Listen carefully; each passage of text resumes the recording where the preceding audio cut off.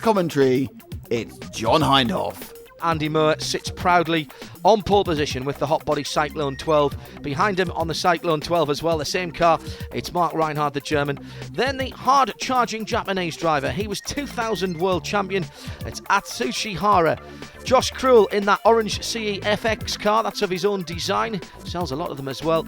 And then in fifth position, the American on the Corrali, Chris Tosolini.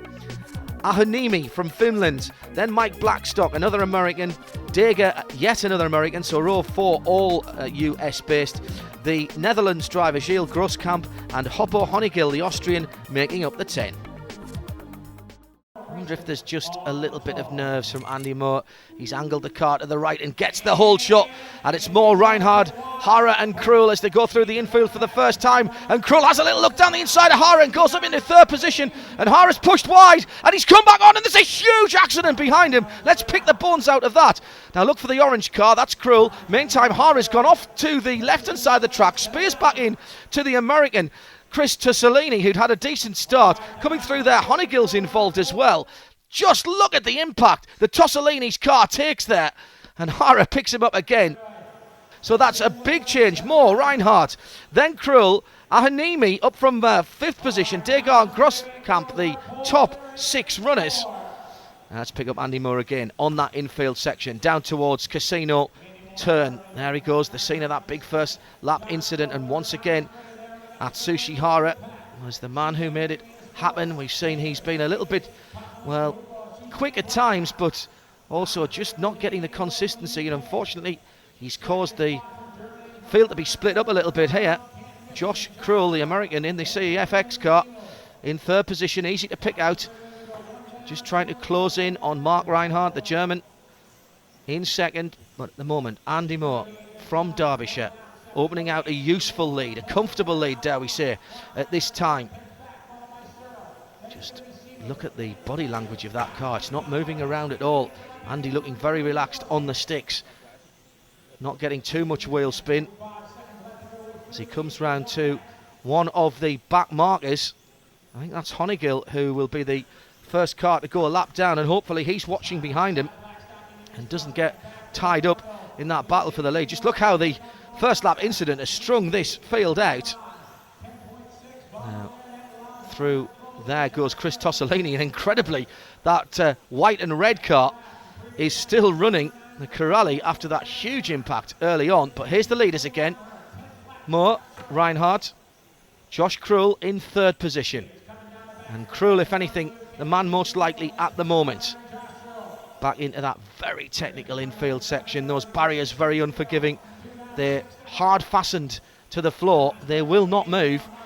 There's a little bit of foam around some of the apices of the corners that are just to have a little bit more give in them, rather like the safer barrier on NASCAR circuits, but the rest are very, very solid indeed, and it appears to give them a wide berth as the leaders now are in that traffic. And that's great driving by Hoppo Honigil, the Austrian, making sure that Andy Moore did not have a problem getting by, and hopefully he'll do the same for Reinhardt and Krull in second and third position.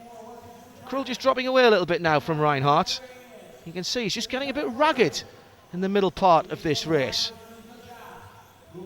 Andy's right in amongst the traffic now. Dangerous times for the leader. Goes across the line, clicks off another lap. And Reinhardt, to me, just perhaps beginning to try and close in and use this traffic as an opportunity. There's Honigil further down the field. He's already gone a lap down, but he's been showing some good driving skills by letting the leaders through. Great to see the resurgence in this 12th scale. Always regarded as perhaps the most pure of the electric powered classes. These cars really needing quite a lot of finesse to drive. Running brushless motors for the first time this season, these 4-cell cars, just 850 grams, great power to weight ratio, accelerating up to 45 miles an hour even on this carpet in just over a second. And let's not forget that's a scale speed of just under 600 miles an hour. Bit of a mistake there by one of the back markers as the leaders were pressuring him. Great to see so many of the club racers taking up this class again. And of course we should remember that Andy Moore is the European champion in this category, as well as world touring car champion. And he's showing his skill here, isn't he? Because Reinhardt has closed that gap, and he's now beginning to challenge, and there's more back markers ahead. So Andy Moore doing what he does best, driving under pressure. We have seen Andy just once in a while succumb to the pressure, but it's very rare indeed. Reinhardt, the German, two exactly the same cars, the Hot Body Cyclone 12s, the class of this field here at Las Vegas today. And it's going to be down to the skill on the sticks with the two drivers. Can Reinhardt just get Andy to blink, or can he pull off a blinding manoeuvre? Again, it's going to be back markers. And Tosolini, the next driver, who is going to go a lap back in that white and red car just ahead of them. Oh, and he's disappeared altogether. Yes, he's pulled off out of the way of the two leaders. That's again great driving by the twice US champion. I wonder if Reinhardt just got close, didn't he, a couple of laps ago, but he's dropped back now. Maybe that woke up Andy Moore, who seems to be cruising to victory now. Couple of more danger points as we've got more back markers ahead, but again, great driving has seen them pull well out of the way, and Moore has picked up his pace. The lap times prove it, and Reinhardt is not getting closer now. Andy Moore confirming his position in the lead through Casino Corner and out onto the main straight. And look at that. Oh, huge accident behind. Well, in fact, there was a couple of incidents there, and that's Hara's car that's parked up there. So Hara's gone wide. Here comes Blackstock and takes him out. Meanwhile, at the other side of the circuit, Anonimi goes off on his own. And there's Blackstock rejoining and gets right on the tail of Sino Anonimi. Well, let's get back to the action. And there is the leader and Mark Reinhardt going through traffic. And once again, Andy Moore has made, I think, just about the best of the traffic. Yes, again, he's just pulled out a little bit. Interesting, it seems, Reinhardt, given a clear lap, he's actually able to close down just a little bit on Andy. Andy, though, very decisive in the traffic, and that's impressive for a man who's leading, because always difficult, of course, to know just how many chances to take when you are in the lead. There's the gap between first and second position. Just caught a quick look at Josh Krull there, who's still holding on to third place, but he's well down on the battle for the lead. Here that is across the start-finish line again. And here's Reinhardt, as we said, just beginning to close in. You'll see him in a second. There he is.